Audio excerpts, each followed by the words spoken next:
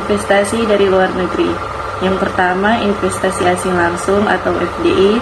Orang luar negeri beli aset dan aktif mengatur perusahaan tanah dan bangunan. Yang kedua, investasi asing portofolio atau FDI. Orang luar negeri beli aset di Indonesia tapi tidak aktif mengatur atau beli saham di Indonesia. Warga negara Indonesia beli lebih banyak aset di luar dibanding warga negara asing beli aset di Indonesia. Warga negara asing lebih banyak aset di Indonesia dibanding warga negara Indonesia beli aset di luar. Foreign direct investment adalah arus modal di mana perusahaan dari suatu negara mendirikan atau memperluas perusahaannya di negara lain. FDI new company membeli saham 100%. FDI sebagian atau seluruhnya sebuah unit bisnis di negara lain.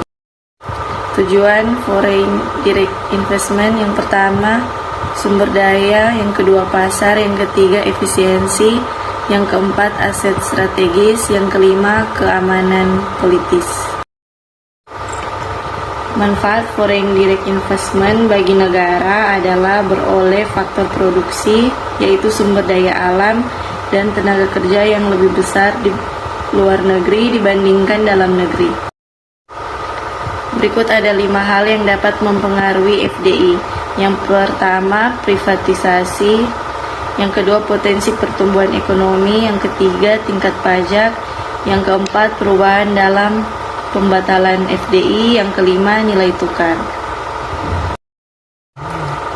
Peran-peran FDI. Yang pertama, memperluas kesempatan kerja atau memperbanyak loker. Yang kedua, mempercepat ahli teknologi.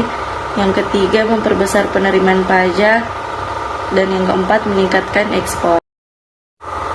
Manfaat berbagai insentif dalam bentuk subsidi yang diberikan oleh pemerintah lokal untuk mendorong FDI. Dampak positif dari FDI, yaitu sebagai sumber dana untuk pembangunan, naikkan produksi pendapatan nasional di daerah sasaran,